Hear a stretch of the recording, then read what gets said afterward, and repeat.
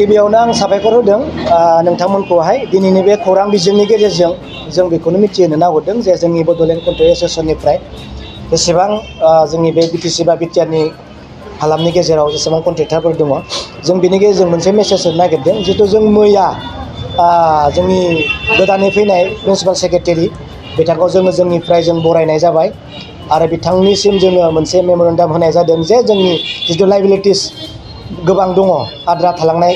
बिलफोर बिनि सोमोन्दै जोङो सावरायनाय जादों आरो बिथांनि गेजेरजों जों बेखौनो मिन्थिना मोन्दों जे गोजाम बिलफोरनि थाखाय बिथांमोना मोनसे सिस्टेम खालामगासिनो दङ जे बे सिस्टेमानो जाहैबाय जे अडिट बिथांमोना खालामदों बे अडिटआव जेसेबां माबाया फैगोन फाइनाल सलुसना फैगोन बेखौ बिथांमोनाहाय स्टेटआव हरगोन स्टेटआव हरनायनि उनाव स्टेटआ मोनसे एडिसनेल फान्ड हरगोन बै गोजाम बिलनि थाखाय बिनि उनाव बिथांमोना होनायनि खोथाखौ बुंदों जोङो बिथांमोनजों सावरायदों प्रिन्सिपाल सेक्रेटारिजों जे मानि थाखाय दिनै बे गोजाम बिलखौ होनाय जाया होननानै बिथाङा बुंदों मोनसे सिस्टेम दङ जोङो अडिट खालामदों बेसेबां एक्जेक्टलि बेसेबां दङ बेसेबां बोसोरनिफ्राय दङ बेखौहाय बिथाङा सोंदों अब्ला जोङो बेखौनो बुंफिनदों जे फैबाय थानाय समाव जों गभमेन्टनिफ्राय जों नोंथांमोननिफ्राय जों सहाय नागिरदों जितु जोंबो खामानि मावना दोनबाय आरो नोंथांमोना इस्सा खालामोब्ला जुदि खामानि जायैखौ लानानै होनो गोसो गैयै मोनसे जुदि सिस्टेम खालामदोंब्ला नोंथांमोना इन्सपेक्सननि गेजेरजों खामानिफोरखौ नायनायनि गेजेरजों जे रियेलिटि खामानि दङ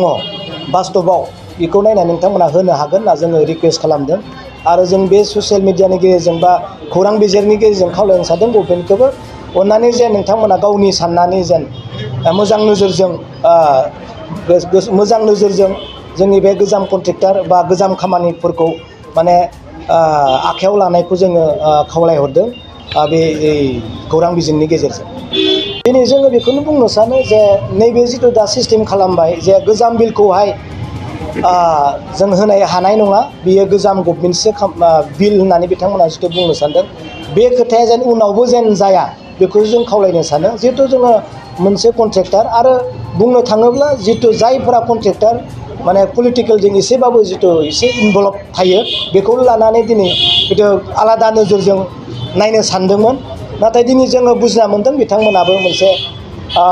जोंखौ लानानै एसे सानदों आरो एसेब्लाबो अननाय नोजोरखौ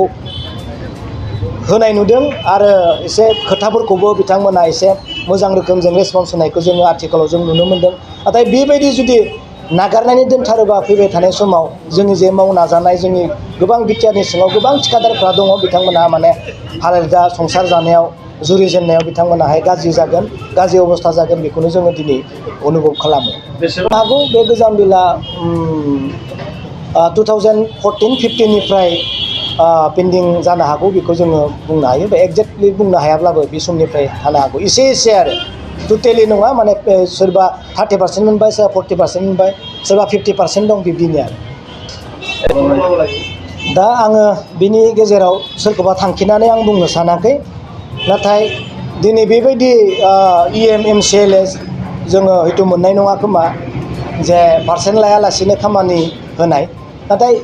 पार्सेन्ट माने होग्रायाबो होयो आरो लाग्रायाबो लायो आं बेखौ आगोलावबो बुंदों खिन्थु दिनै जोङो बेखौनो बुंनो नाजागोन जे माबा मोनसे गावनि पार्टिखौ सालायनो थाखाय दैदेनलांनो थाखाय माबा मोनसे जिथु नांगौ जायो थिकादारनिफ्राय सोरबा एडमिसननि थाखाय होनोब्लाबो सोरनिबा थिकादारनिफ्राय लानांगौ जायो बबेबा मोनसे कमिटि सालायनो थाखाय बबेबा मोनसे प्रग्राम सालायनो थाखाय थिकादारनिफ्राय लानाय जायो माने बे लानाय जाथारो होननानै आं दिनै बुंदों नाथाय सोरबाया जुदि पार्सेन्टखौनो लाया होननानै बुङोबा बिनि खुगानिफ्राय ओंखारनाय रावखौ दिनै रायजोआ बिसार खालामगोन बे थार बुंदोंना नंखाय बुंदों नाथाय दिनै होग्रायाबो होयो लाग्रायाबो लायो मोननैजोंबो माने मोनसे रिलेसना दङ आं बेखौ सानो आरो आङो बेखौनो बुंनो सानो जे एडमिनिस्ट्रेसनखौ जोंहा बिटिआरनि उनाव जा जोंनि गावनो गाव मोनथाय बा खुंथायनि गोहो बे एसे गोबां रोखोमैनो सोलायदों होननानै जों बुंनो सानो सोलायनाया मोजां रोखोमनि सोलायनायखौ जों नुनो मोनाखै फैबाय थानाय समनि खोथा आं जेबो बुङा नाथाय बर्तमानाव जोंनि बे एडमिनिस्ट्रेसनखौहाय जिथु जों गावनि मानसिया सालायनो मोननांगौ मेक्सिमाम आं बेखौ दाखालि बुंदों आरो बुंगोन आरो उनावबो बुंगोन जितु आङो 1 नम्बरावनो दाखालि बुंदोंमोन जे सार्कोल अफिसारनि खोथा बेयाव जोंनि सासेबो गावनि मानसि जों नुनो मोनाखै आरो जितु जा PD प्रजेक्ट डाइरेक्टर आगोलावहाय गावनिनो मानसि दंमोन बेयाव सासेबो अफिसारखौ जों नुनो मोनाखै आरो जोंहा 3 नम्बरावहाय बुंदोंमोनहाय भिडिअ जिथु भिडिअफोराबो दिनै 33 जन जिथु दङ बेयावहाय मेक्सिमामानो जोंनि मानसि गैया बिटिसि सेक्रेटारियेटआवबो दिनै मेक्सिमानो जोंनि मानसि गैया आं बेखौ आं गले गले बुंदों आरो दाबो बुंगोन उनावबो बुंगोन जे आं बेखौसो बुंनो सानो जे दिनैनि तारिखाव जोंनि बिटिसिनि एडमिनिस्ट्रेसनखौ सालायनो थाखाय जोंनियाव गावनि मानसि गैया नामा बेखौसो आं दिनै सोंलु खालामनो सानो दङ सिगाङाव दङमोन आरोबो उनावबो थागोन आरो दाबो दङ नाथाय मानि थाखाय बेबायदि आंखाला जादों आं दिनै बेखौ बुजिस' हाया बयबो दिनै नुगासिनो दङ जायनि थाखाय दिनै बिटिसि सेक्रेटारियेटआव गोबां गोदान मानसिफ्रा हाबनानै दिनै मोनसे पारफरमेन्सखौ जों खालामनाय नुदों सालायथों जोंनि मानसियानो जाया दिनै गभर्नमेन्ट सालायगासिनो दं बिथांमोना मोजां रोखोमै गावनि मानसिखौनो लानानै सालायनायखौ जों दिनै लुबैयो दिनै गोदान प्रिन्सिपालानो होन गोजाम प्रिन्सिपालानो होन बाहेरनिफ्राय लाबोनाय मानसिफोरखौ दिनै बेयाव पारफरमेन्स खालामनायखौ जों दिनै नुनो मोनदों।